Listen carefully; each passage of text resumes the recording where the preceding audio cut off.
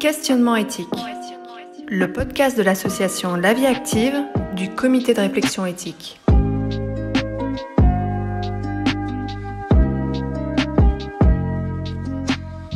Bonjour, dans ce nouveau podcast, nous allons parler de transidentité avec des personnes transgenres. Rencontre avec Mariko, une femme transgenre ancienne maire de Thilloy-les-Marchiennes qui nous parlera de son expérience en deuxième partie d'émission. Et là d'abord rencontre avec Cristal, salariée en ESAT, établissement et service d'aide par le travail, dans les services de maintenance et hygiène des locaux MHL. Elle nous parle de l'aide et de l'accompagnement qu'elle a pu recevoir lors de sa transition. Bonjour Cristal. Bonjour. Qu'est-ce que tu fais dans la vie ? Alors, je suis polyvalence en MHL en conditionnement, Ouais. en ESAT. Depuis combien de temps ? Ça fait 10 ans. 10 ans, ok. Ouais. Alors, aujourd'hui, nous allons parler de la question de la transidentité. Tu as accepté, et je t'en remercie, de venir en parler. Comme tu le sais, le comité éthique rend des avis. C'était important pour nous de parler de l'accompagnement. Et je sais qu'au sein de la vie active, beaucoup de professionnels t'ont accompagné. Est-ce que tu pourrais un peu nous en parler ? Comment ça s'est passé pour toi ? Est-ce que tu as eu peur d'en parler ? Quel a été le retour des professionnels ? Comment ça a été perçu ? Bref, voilà. Est-ce que ça a été difficile ? Au départ, oui. Quand j'ai annoncé mon projet, c'était la première fois qu'ils ont eu une personne qui a une transidentité. Ouais. Donc ça les a un peu surpris au départ. Ils s'y attendaient pas du tout ? Non. Et toi, dans ta tête ? Et quand j'ai annoncé ça, franchement, ça m'a carrément soulagé. Donc, d'en parler, voilà. Et le retour, ils t'ont regardé en mode c'est passager, ça va passer, ou alors on sentait que tu étais déjà déterminé. Tu sais que tu avais déjà bien ça en tête et que tu voulais franchir le pas. J'avais déjà bien ça en tête. Donc après, il y a une monitrice qui m'a contacté pour se renseigner. Et on a rencontré une association sur l'île, qui venait de Lille, qui est venue au foyer de Brebière, qui ont parlé de ça. Moi, ils n'étaient pas là du tout. Ils étaient en train de travailler. Et après, au soir, ils m'ont expliqué que c'était où, tout ça. Et on a reçu des renseignements sur que c'était à l'hôpital de Lille. Ouais. Que j'ai rencontré un psychiatre au départ. Donc voilà, pour être sûr de ton choix, etc. Après, par la suite, j'ai eu une endocrinologue qui a donné un traitement hormonal, tout ça. Et tu étais accompagnée par les professionnels pour t'emmener sur l'île, voir l'association, pour voir l'endocrinologue ? L'association est venue directement au foyer. Est-ce que tu peux nommer cette association qui a quand même fait un travail incroyable ? C'est pas mon genre, c'est le nom de l'association. D'accord. Sur l'île. Et les professionnels de la vie active, comment ils t'ont accompagné au fur et à mesure ?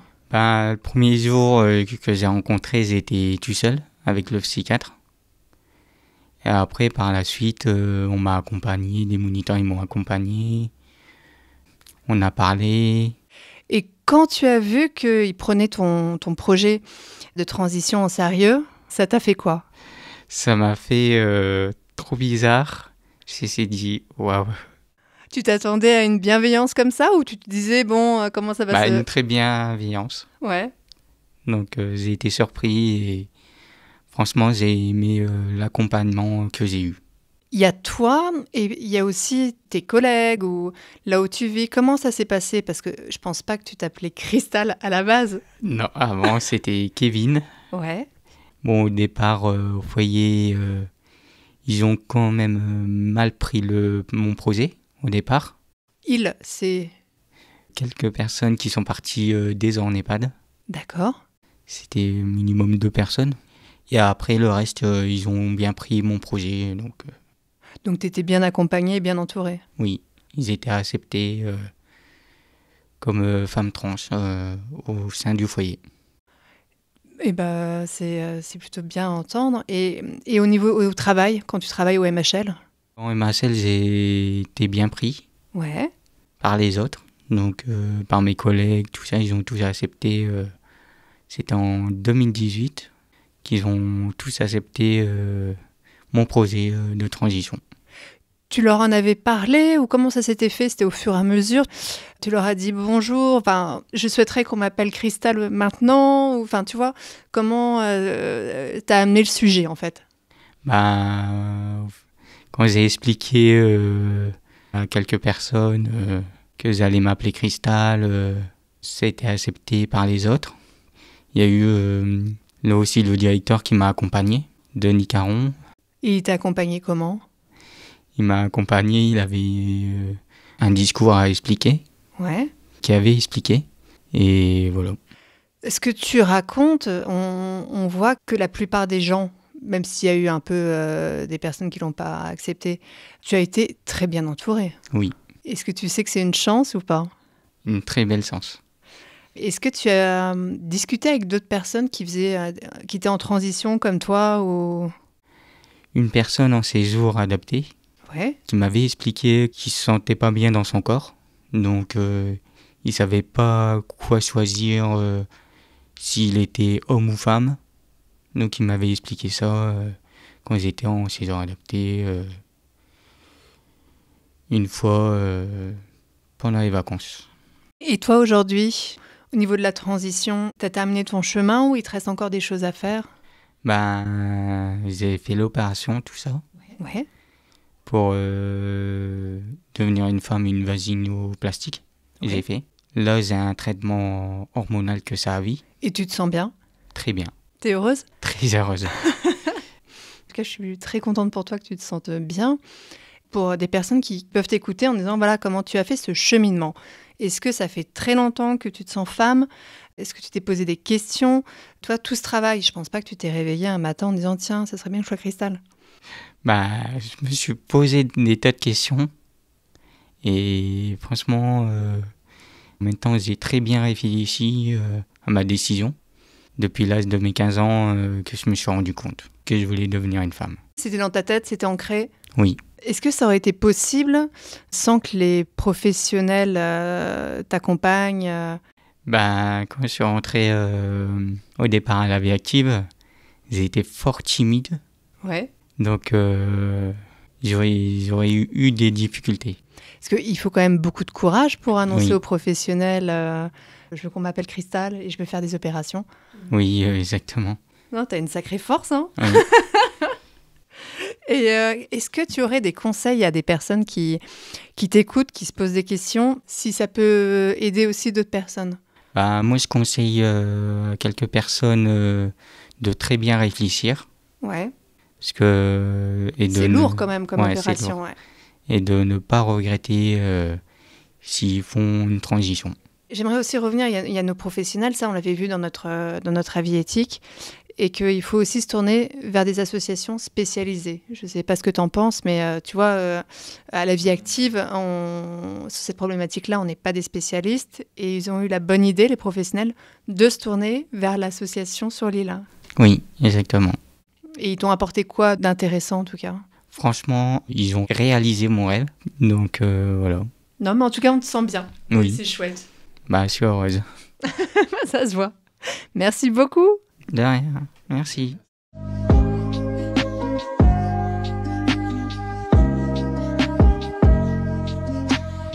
Questionnement éthique. Le podcast de l'association La Vie Active du comité de réflexion éthique. Pour continuer à entendre des témoignages, des accompagnements et des expériences sur la transidentité, rencontre cette fois avec Mariko, une femme transgenre, ancienne maire de Thilloy-les-Marchiennes, dirigeante d'entreprise, qui nous livre son vécu et son ressenti. Alors, je suis Mariko, j'ai 59 ans, je suis une femme transgenre. Alors, je suis connue parce que j'étais la première femme transgenre élue, donc c'est un petit peu l'étiquette qu'on m'a mise, mais c'est comme ça que je me présente souvent parce que c'était quelque chose d'un peu nouveau à l'époque. J'ai travaillé pendant 40 ans dans l'informatique, donc j'étais consultant d'informatique, j'avais mon entreprise et j'étais élue en 2020 comme maire. Et récemment, j'ai démissionné par rapport à la charge de travail et puis un contexte politique difficile. Donc on t'avait invité à notre colloque sur comment accompagner les personnes transgenres et tu avais eu la gentillesse en fait de venir. Et aujourd'hui on t'interviewe dans la continuité en fait du colloque pour nous parler de cette question-là et notamment de l'accompagnement des personnes en situation de handicap. Est-ce que tu pourrais, toi, nous parler, s'il te plaît, de quand tu as des personnes qui se posent des questions sur ce sujet, comment tu les accompagnes, quel regard tu portes et quelles questions il faut leur poser également? Alors, moi, personnellement, j'ai accompagné peu de personnes. J'accompagne surtout des gens que je connais par des liens affectifs ou amicaux, parce que malheureusement, il y a tellement de demandes, je les renvoie sur des associations ou des personnels de santé, ou déjà de prendre contact avec leur médecin traitant. Effectivement, de trouver un médecin traitant bienveillant et qui connaît un peu la problématique. Donc ça, c'est le point d'entrée.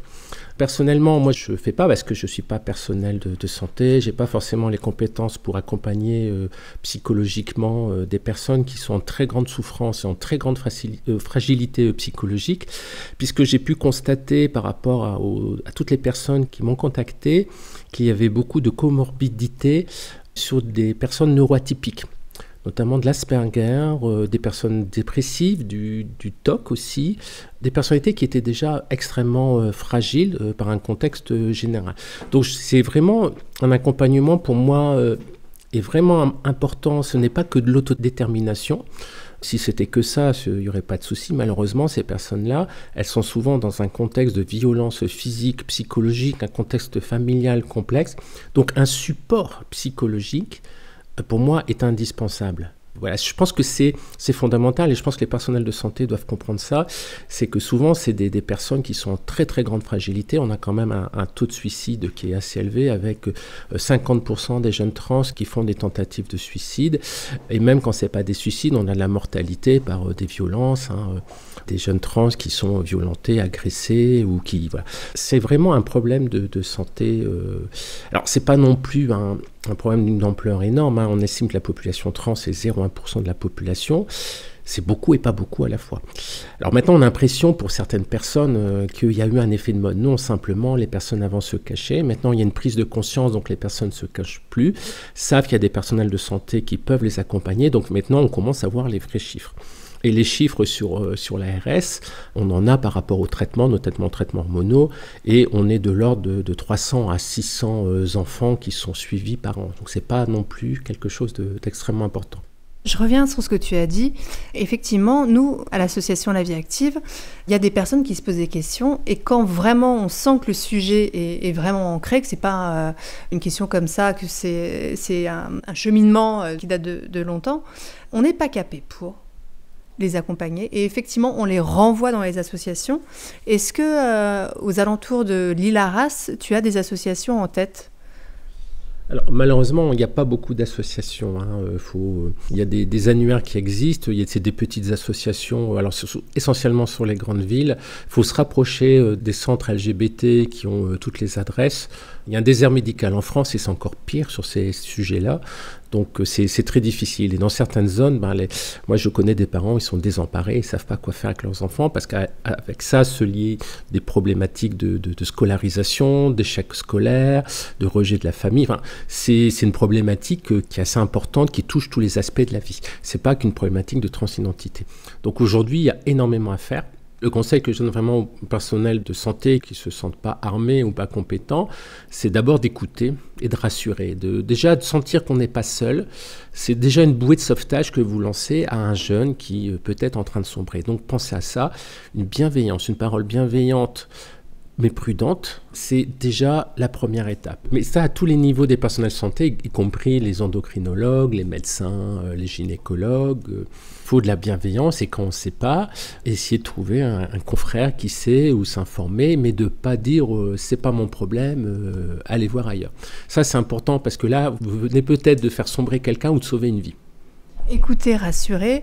Et puis prendre en compte, je ne sais pas si tu t'en souviens, on t'avait montré un film où c'était une jeune fille qui ne se sentait pas dans son corps et la personne, le professionnel médico-social, l'appelle par le prénom qu'elle souhaite. Et ça, je sais que tu avais dit, bon, le film est perfectible, mais le fait, rien que de mettre un prénom comme elle se sent, c'est déjà un immense pas. Effectivement, c'est un immense pas parce que ça veut dire dans l'autre, c'est... je te reconnais. Voilà, je te reconnais dans ce que tu es. Je ne te juge pas. Hein, c'est le namasté. Enfin, c'est un sourire et c'est une lueur d'espoir que vous ouvrez. Et ça, c'est vachement important.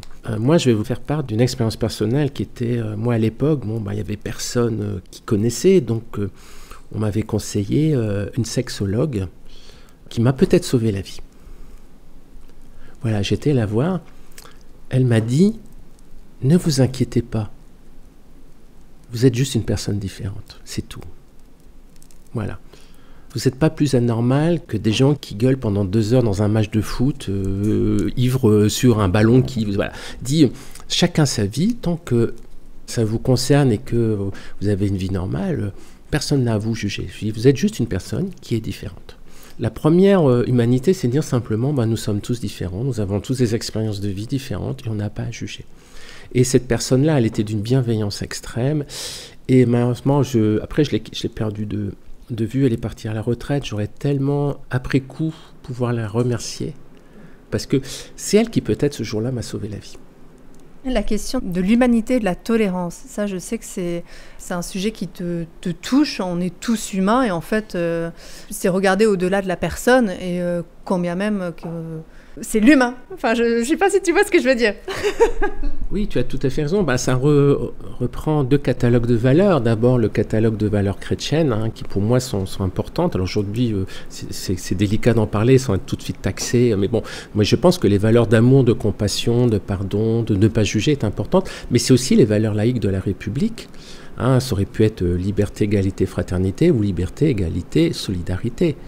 Parce qu'au final, la fraternité, c'est pas laisser les autres dans la difficulté. Donc je pense que c'est extrêmement important, sinon c'est même des valeurs de civilisation. Si nous étions que des animaux intelligents qui se battent pour avoir plus d'argent, plus de sexe, plus de pouvoir, on serait juste des bestiaux intelligents, quoi. Je me souviens d'une anthropologue qui m'avait dit la civilisation a démarré le jour où on a trouvé un squelette qui montrait que la personne avait une fracture et qu'elle avait été réparée.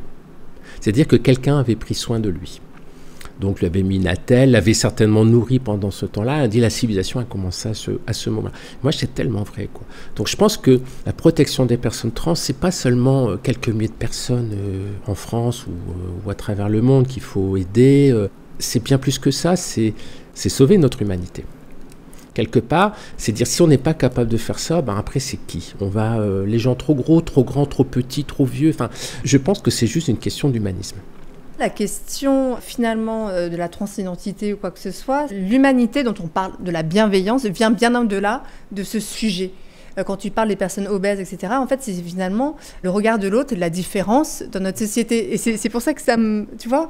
Et je pense que c'est à nous, ou une association comme la nôtre, humaniste et fraternelle, quelle qu'elle soit, la personne, de toute façon, doit ouvrir son cœur, ouvrir sa porte et l'accompagner le mieux, en fait. Alors, effectivement, et même si cela nous choque, on doit essayer de comprendre. Ouais, on doit comprendre que l'expérience de vie d'une personne, nous on vient d'un contexte, d'une famille, d'une histoire, on l'a peut-être eu facile. Mais cette personne-là, elle ne l'a pas eu facile. La représentation sociale trans est catastrophique, c'est ce que tu mets souvent en avant. On est vu comme des monstres alors qu'on est juste des personnes qui au contraire sont très discrètes. On veut vivre la plupart du temps cachés pour qu'on nous foute la paix. Et on nous confond souvent avec des personnes qui ne sont même pas trans, quoi. On nous confond avec les travestis ou avec des drag queens, etc., qui ne sont pas du tout la même chose. Mais nous, les personnes trans, en général, on veut juste avoir une vie normale qui nous corresponde. Un problème d'identification.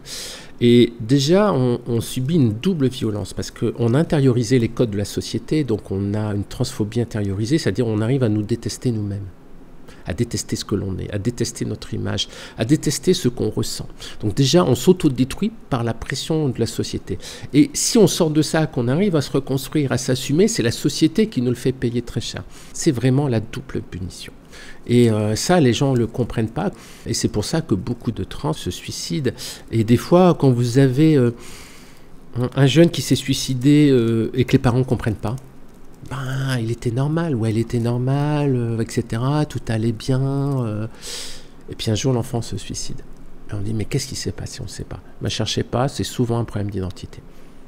Parce qu'il y a 2 types de prisons. Il y a la prison toxique, de l'environnement toxique où on n'ose pas s'exprimer, mais il y a aussi la prison d'amour où on a peur de s'exprimer, de peur de décevoir. Et ce qui fait que ça peut amener effectivement des personnes à la dépression, à l'isolement.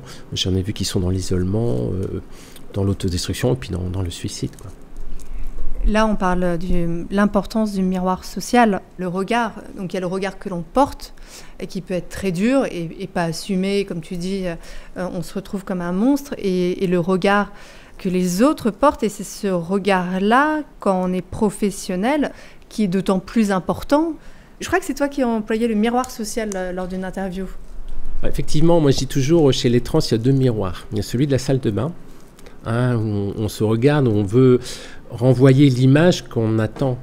Et c'est important. Alors, je dirais qu'il est important pour toutes les femmes aussi, mais encore plus pour les femmes trans, parce qu'elle a besoin de s'identifier. Ses mécanismes cognitifs ont besoin de voir quelque chose. On a besoin de s'aimer. Voilà. Je pense que tous les problèmes qui sont liés à l'image ou au narcissisme sont un peu de cette nature-là. Cette incongruence qui fait qu'on ne comprend pas. Être terrifié parce que voilà, on se transforme petit à petit en homme et qu'on a toujours pensé qu'on n'était pas un homme, quoi. Donc il y a ce miroir-là, et puis il y a le miroir social, c'est ce que vous renvoient les autres. C'est important parce qu'effectivement, quand on est jeune enfant, on a un cerveau immature, donc on construit son orientation sexuelle sur des fantasmes, sur une érotisation. On construit, même si on peut être attiré par les femmes, la manière d'être attiré par les femmes quand on est en Asie, en Afrique, aux États-Unis, n'est pas la même chose. Elle se construit sur un contexte culturel, environnemental. L'identité, c'est pareil. Même si on sait ce qu'on est ou ce qu'on n'est pas, on va quand même s'identifier aux femmes ou aux hommes que l'on côtoie. Donc on se construit sa féminité, mais on se la construit de manière inconsciente, refoulée. Moi, toutes les images que j'ai de la féminité, c'est les images des femmes que je voyais quand j'étais jeune enfant, quoi. Cécile l'impératrice avec ses jolies robes, tout, les pin-up d'Hollywood, voilà. Donc Marilyn Monroe, c'est l'éternel féminin, comme on le disait, c'est ce qui a construit mon identification. Je me suis jamais identifié à John Wayne ou Schwarzenegger, c'est pas possible. Donc on se construit comme ça sur son environnement, sur sa culture, sur son milieu familial. Donc c'est une construction un peu bancale parce qu'en même temps on doit rejeter ça et en même temps on capte quand même ça, quoi. J'ai pas capté que quand je regardais quand j'étais petite des dessins animés, en fait je m'identifiais à la princesse et pas au chevalier, quoi.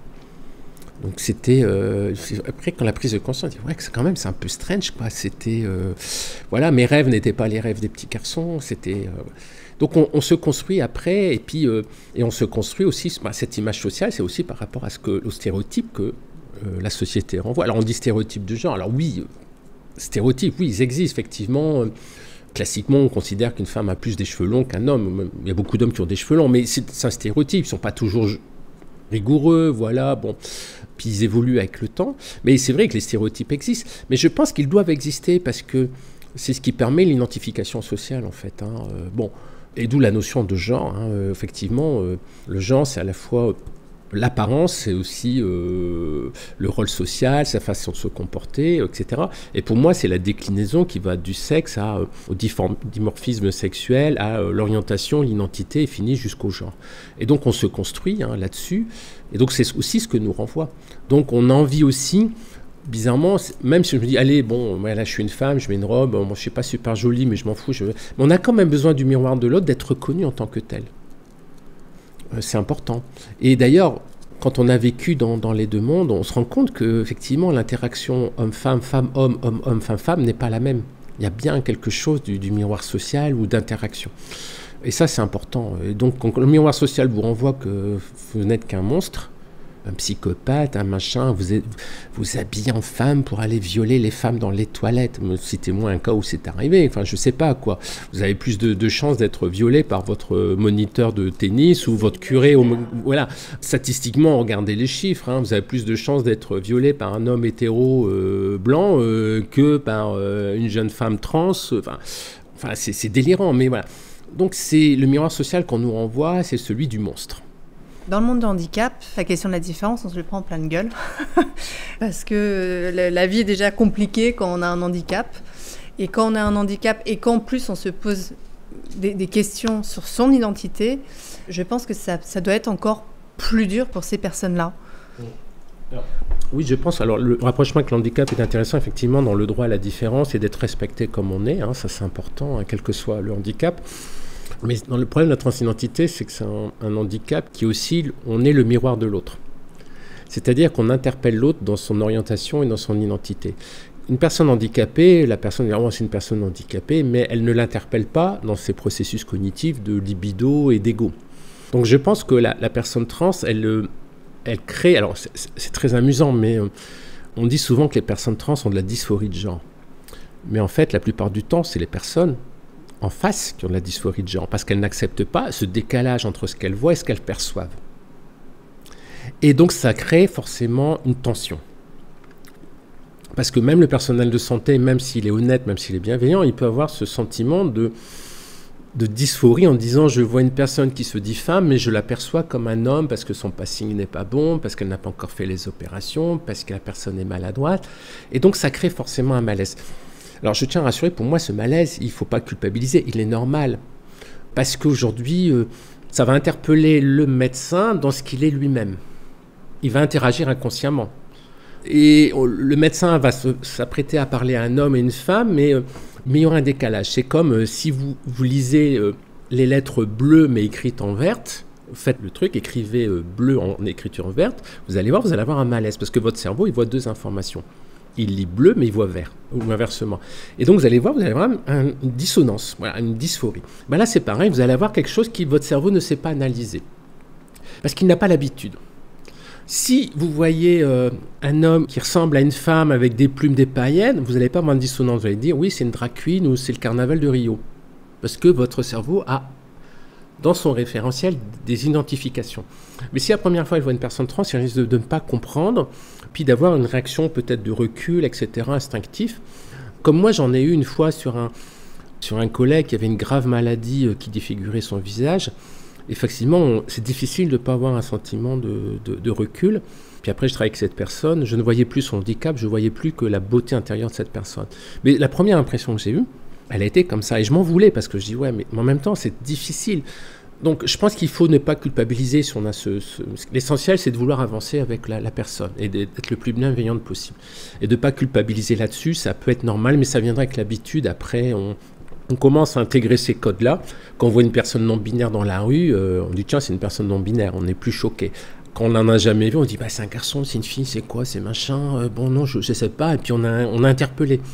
Donc c'est pour ça que la visibilité des personnes trans est importante sur le long terme pour que les gens finissent par accepter ces personnes dans la société et pas des monstres qui se cachent. Donc je pense que c'est important cet aspect-là de ne pas culpabiliser si on n'est pas à l'aise avec une personne trans. Mais si on est simplement sincère et bienveillant, ça se passera bien. Et pour terminer, je ne peux pas ne pas évoquer Trump et les propos qu'il tient. Est-ce que tu penses que ça aura un impact en France également, et donc du coup une certaine régression dans les droits, dans les regards, dans la liberté de chacun ? Ce qui se passe avec Trump, malheureusement, m'inquiète énormément. Voilà, c'est-à-dire, moi, je suis ça là en termes politiques depuis longtemps. Je lis beaucoup les médias conservateurs d'extrême droite, américains, français, etc. Et il y a vraiment une vague de fond là-dessus qui fait penser à la période d'avant 40, avec la montée des extrémismes, etc. Je reprenais un petit peu la lecture de, comment il s'appelait c'était Gustave Le Bon, je crois. Donc, c'est un sociologue qui a beaucoup inspiré Hitler, et De Gaulle aussi, et qui expliquait que pour manipuler les foules, il faut deux choses, des idées simplistes et de l'émotion. Et donc on va chercher des choses qui vont heurter les gens, qui va créer un choc émotionnel sur des idées simplistes auxquelles on ne va pas réfléchir. Et c'est comme ça qu'on manipule des foules, et c'est ce que fait Trump. Il ment à tire-larigot, etc. Et il se crée après, dans la manipulation de la foule, un phénomène assez étrange où les gens perdent leur discernement et deviennent la pensée de la foule. Voilà, c'est ce qu'on a vu arriver à des atrocités dans l'histoire de l'humanité, c'était ces phénomènes-là. Et on est en train d'assister à ça. Les portoricains qui mangent des chiens, on nourrit des enfants dans des étables dans les écoles, il a sorti des horreurs. On va changer le sexe de votre enfant à l'école sans vous le dire, etc. Donc on a vu, et ça a marché, puisqu'on a vu dans les bilans des élections que ces choses-là ont influencé énormément d'électeurs qui ont pris peur sur des idées complètement farfelues, mais qui ont créé une émotion, et la plus grande émotion qu'on peut avoir, c'est quand on touche aux enfants. Ah, si les enfants sont en danger. C'est le truc, alors on ne réfléchit plus. Voilà. C'est d'émotionnel, et puis on sort des idées simplistes, et puis qui sont stupides, quoi. Et on ne cherche pas à réfléchir. Et c'est un peu ce qu'on a observé avec Trump et qui est en train d'arriver en Europe. Et on l'a vu avec le projet de loi du Sénat sur les bloqueurs de puberté, où je me suis rendu compte que beaucoup de sénateurs étaient très très mal informés, quoi. Et on retenait des choses assez simplistes, alors que la réalité est beaucoup plus nuancée, quoi. Et on entend des choses qui sont... on l'a vu sur l'éducation sexuelle et affective à l'école. Moi, j'ai pour habitude de ne pas prendre pour argent comptant, d'avaler tout ce qu'on me dit. Donc moi, je dis, tiens, est-ce que c'est vrai? Donc je vais chercher, et grâce à Internet, on arrive à trouver généralement. Non, je trouvais ça très bien, qu'on apprend le consentement, s'adapte à chaque âge. On préfère que des enfants se laissent abuser, et puis qu'ils découvrent qu'à 20 ans, que c'était pas normal que grand-tonton, il mette la main... Enfin, faut arrêter, quoi. C'est important. Ça ne peut servir que les prédateurs, Donc je pense que c'est hyper important, et les gens discutent sur un sujet, au final, ils n'ont même pas étudié la question. Et on va sur des simplifications extrêmes, sur des choses comme ça. Donc moi, je suis extrêmement inquiète. Je pense qu'il y a un grand danger pour la démocratie. Je pense qu'on va vers une régression des droits des personnes LGBT. Alors, vous avez vu que Trump, pour montrer, il a fait effacer le mot transgenre des monuments de Stonewall, qui est quand même une manifestation qui a été gérée par 2 personnes transsexuelles, comme on disait à l'époque. Donc ils l'ont fait gommer le T de LGBT, etc., etc. Donc on en est même à de la cancel culture. Ils ont commencé à retirer plein de livres des bibliothèques, des livres pour enfants, tous ceux qui ne plaisent pas aux conservateurs. On commence les autodafés, on commence les censures, on interdit les études de genre, les études à caractère... Le mot femme même, voilà. On commence à réécrire l'histoire, on commence à toucher à la science, on commence à toucher aux soins. Et ça, c'est les premiers signes de dictature, et c'est grave. Et aujourd'hui, moi, je suis extrêmement inquiète. J'en suis au point de me réfléchir, c'est où je vais pouvoir me réfugier dans 5 ans. J'en suis là aujourd'hui. Donc, il faut vraiment que tout le monde prenne conscience de ce qui est en train de se passer. Il n'y a pas de complaisance avec ces thèses-là. Il faut revenir aux valeurs de la République, liberté, égalité, fraternité, c'est-à-dire les valeurs de l'association, on a dit la solidarité, l'humanisme, c'est une déclinaison de tout ça. Et je pense qu'il faut faire très très prudent. Il faut que les enseignants, les personnels de santé, enfin tout le monde se fasse bloc. Il faut que la société civile fasse bloc par rapport à une montée de l'intolérance. Moi, je suis très très inquiète, et malheureusement aujourd'hui, ça balance tellement d'âneries. Tous les jours, on entend des trucs énormes que la fenêtre d'Overton s'élargit. On finit par discuter de trucs totalement ahurissants. Maintenant, Poutine est un bienfaiteur d'humanité, Zelensky est un dictateur. Et puis, c'est les Ukrainiens qui ont déclenché la guerre. On entend des conneries, mais à un niveau, mais on n'en peut plus, quoi. Donc aujourd'hui, les médias, les hommes politiques sont sidérés parce que tous les jours apportent son lot de trucs où on n'a même plus le temps de réagir. Parce qu'il faut 20 secondes pour dire une connerie, mais il faut 2 heures parfois pour expliquer que c'est une connerie. Pour conclure, pour le mot de la fin, sur l'accompagnement, alors aujourd'hui, si tu avais un conseil à donner à des personnes qui accompagnent aussi?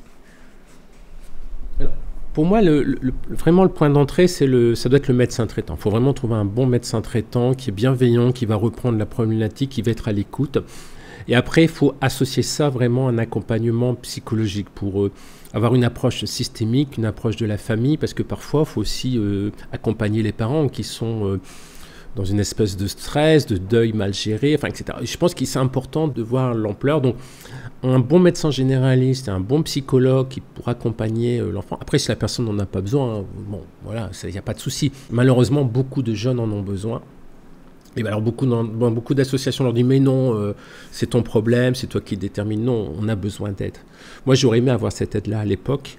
J'ai survécu parce que j'avais beaucoup de force de caractère, mais beaucoup n'ont pas survécu. Je connais des trans qui se sont suicidés, j'en connais, donc c'est très dur. Donc un bon psychologue formé à ça, un bon sexologue aussi, mais avec l'approche comme on a au Canada sur la non-binarité, parce que avant de faire une transition, il faut peut-être simplement accepter sa non-binarité.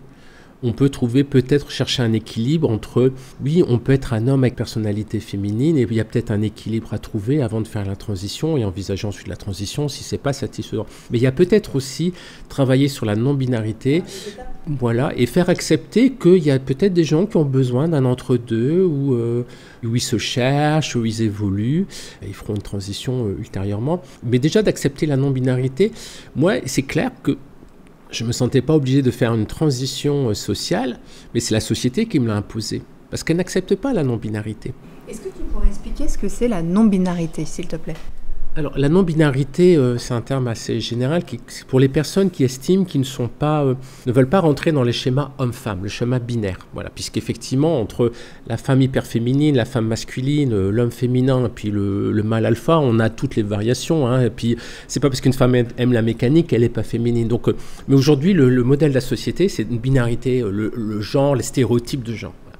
Donc, il y a des gens qui disent, moi, ça ne me dérange pas d'être un homme, mais j'ai envie de porter des robes. Aujourd'hui, la société ne l'accepte pas. Mais si on acceptait que des hommes qui, de temps en temps, m'ont dit j'ai un rôle d'homme, mais je me sens féminine, et de temps en temps, j'ai envie de me faire plaisir, de faire un sauna avec des copines, il ne doit pas être jugé. S'il a envie de se maquiller, il ne doit pas être jugé. Moi, je connais des homosexuels efféminés qui utilisent des atours féminins et ça leur va très bien. Donc, on doit aussi accepter la non-binarité, de sortir de ces stéréotypes de genre et d'accepter qu'il peut y avoir des femmes masculines, qu'il peut y avoir des hommes féminins, qu'il peut y avoir un entre-deux où quelles des personnes ont besoin de ça pour être à l'aise dans ce qu'ils sont. Donc déjà, si on acceptait ça, je pense qu'il y a peut-être des gens qui seraient moins poussés à la transition. Moi, je n'avais pas forcément pour moi-même besoin de cette transition, mais je l'ai faite complète parce que quand vous êtes dans un entre-deux, vous êtes dans une zone de violence extrême. On ne vous accepte pas. Vous risquez les agressions dans la rue, dans les toilettes, vous vous faites insulter parce qu'on vous identifie comme, travelot, un machin, un PD, une pédale, une tafiole. Vous êtes dans une zone de grand danger. Donc soit vous passez dans le mode féminin, soit vous passez dans le mode masculin. Mais quand vous êtes entre les deux, c'est dangereux. Et puis vous avez toutes des situations extrêmement gênantes, vous risquez d'être refoulé à l'aéroport parce qu'on ne vous reconnaît pas sur votre carte d'identité, vous risquez d'être bloqué dans un organisme bancaire parce qu'on pense qu'il y a une usurpation d'identité, c'est du vécu, hein, donc c'est des choses comme ça. Vous avez des situations extrêmement gênantes, donc au bout d'un moment je me dis, je vais finir la bascule, même si moi j'en avais pas absolument besoin. Bon, ça m'a fait plaisir, mais c'était pas une contrainte extrêmement forte pour moi, je cherchais cet équilibre. Donc si déjà on acceptait la non-binarité, comme un état qui peut être passager ou permanent, que si ça permet à des gens d'être bien dans leur peau, d'avoir une vie correcte, s'ils ont envie de porter des pantalons roses ou de se maquiller les cheveux, les yeux pour aller à une fête, qu'ils le fassent. Ça gêne qui ? On enlève des droits à personne. Mais ça, aujourd'hui, vous risquez l'agression. Vous risquez l'agression. Donc déjà, accepter ça. J'avais rencontré un psychologue, il faudrait que je donne les refs après, qui avait justement une approche comme ça. Et j'ai trouvé ça extrêmement intéressant parce que c'est une approche extrêmement bienveillante de faire mûrir cette évolution de l'identification de la personne avec bienveillance et de grandir sereinement. Parce que un jeune, quand il fait une adolescence, il le fait pas en un an, il le fait en plusieurs années. La jeune femme se construit, elle se cherche, elle s'habille, elle dragouille un peu à l'école, on se fait désirer, on a des copines, on crée tout un système social, on se cherche et on se construit comme ça. C'est pareil pour une personne trans, on peut pas faire une transition en 6 mois. Il faut aussi faire cette adolescence qui est une maturation psychologique. Donc ça, je pense pour moi c'est important cet aspect-là.